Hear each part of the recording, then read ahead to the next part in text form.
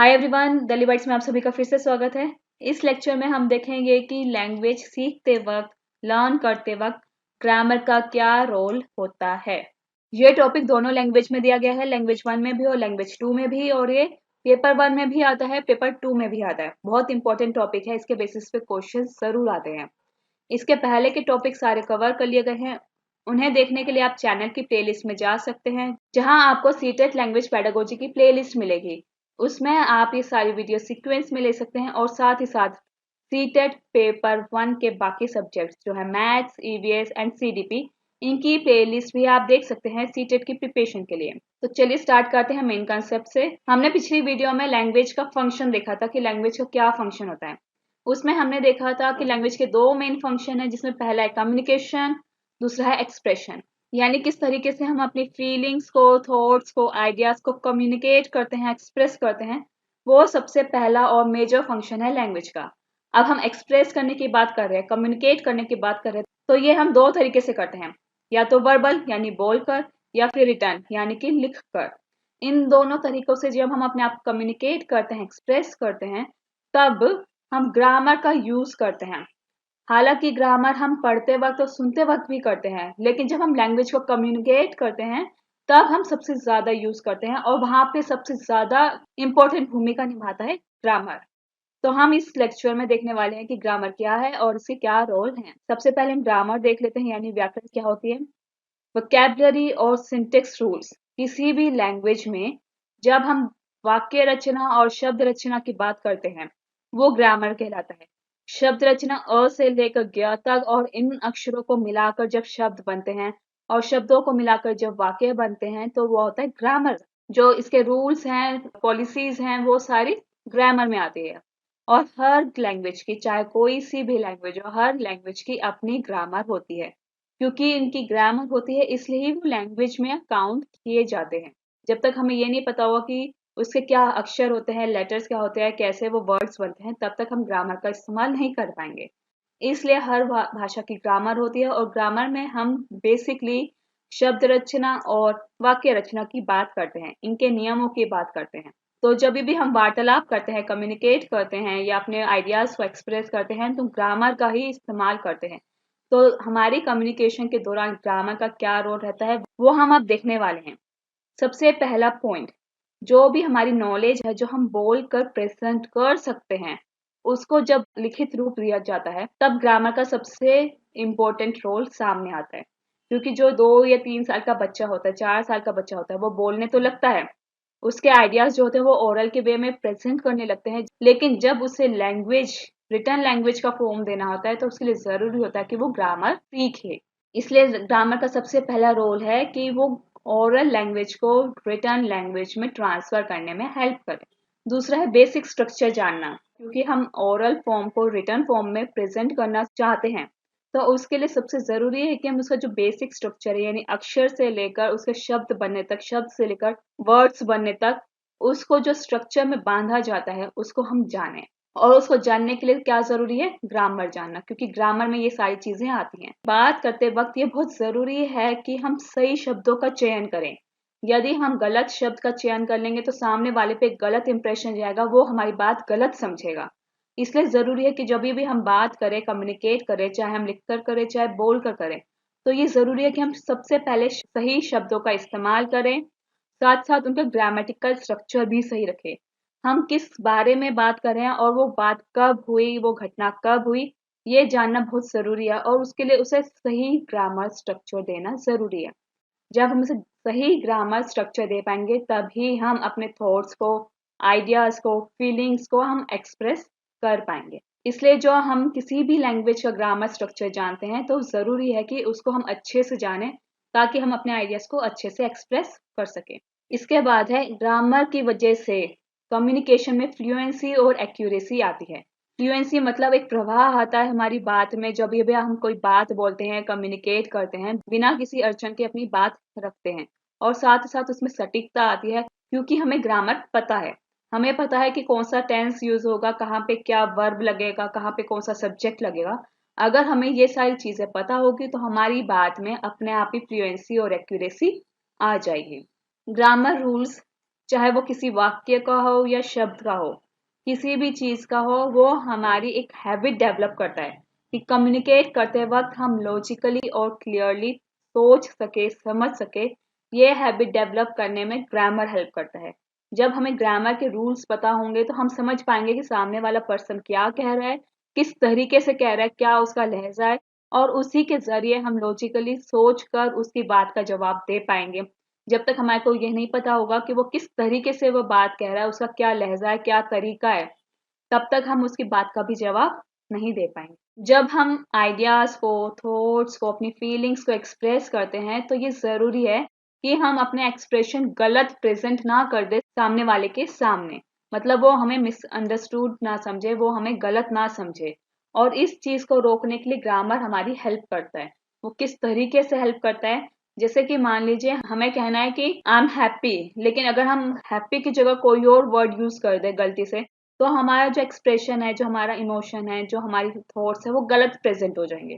तो इस तरीके से हमें ग्रामर में, क्योंकि वोकैबुलरी भी ग्रामर का ही पार्ट है, तो ग्रामर हमारी हेल्प करता है कि हम सामने वाले के सामने कोई गलत बात, मिसअंडरस्टैंडिंग वाली बात ना रखते हैं।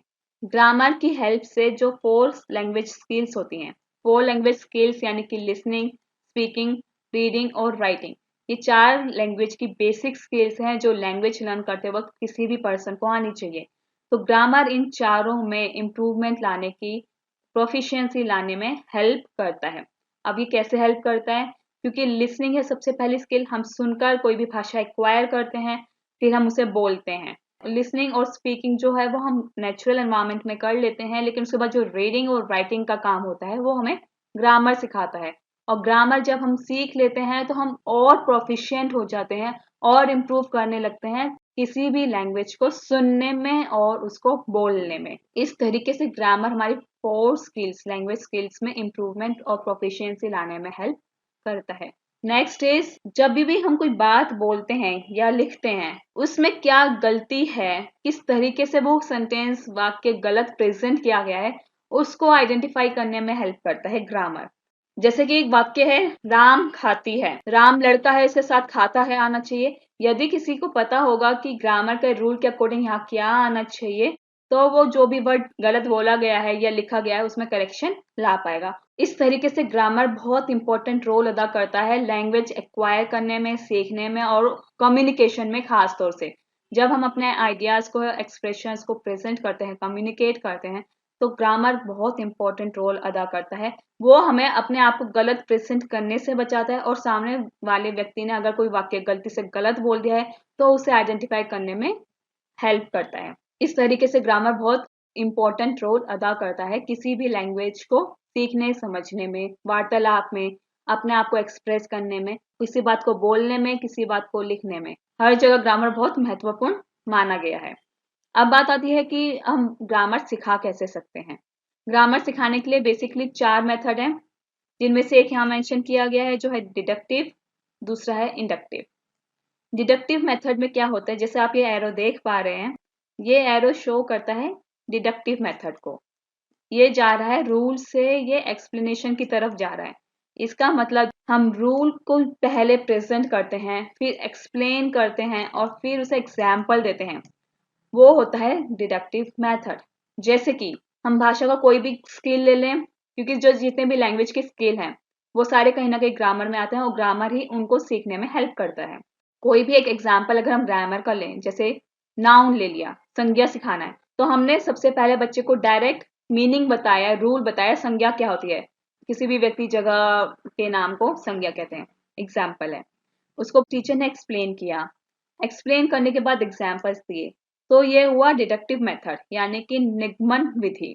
लेकिन जब टीचर इस मेथड को उल्टा फॉलो करने लगे, यानी पहले एग्जाम्पल बच्चों से ले या एग्जाम्पल बच्चों को दे, कोई गेम खिलवाए, कुछ भी करवाए, और फिर उसके बाद एक्सप्लेनेशन ले या एक्सप्लेन करे वो कंसेप्ट, वो एग्जाम्पल, वो कंसेप्ट जो टीचर ने सिखाया एग्जाम्पल के माध्यम से, या वो कंसेप्ट जो सिखाना चाह रही है उसे एक्सप्लेन करे, एक्सप्लेन के बाद वो रूल बताए कि उस एग्जाम्पल में क्या रूल फॉलो हो रहा है, वो होता है इंडक्टिव मेथड।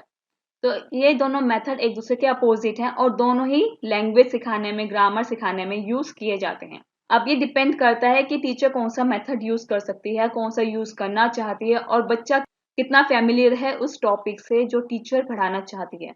जैसे नाउन का एग्जाम्पल मैंने आपको डिडक्टिव में दिया, वो मैं इंडक्टिव में भी देती हूँ। जिस तरीके से बच्चा नेम, प्लेस, एनिमल, थिंग वाला गेम खेलता है, उसके जरिए पहले एग्जाम्पल्स लेके एक्सप्लेनेशन देकर रूल बनाया जा सकता है कि ये जो सारे नाम बच्चों ने लिखे हैं वो सारे नाउन कहलाते हैं। तो ये हो गया इंडक्टिव मेथड, पहले एग्जाम्पल्स लिए फिर हम रूल पर आए।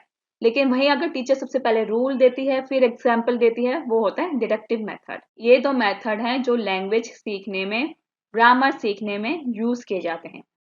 इसके बाद है टॉप डाउन अप्रोच और बॉटम अप अप्रोच।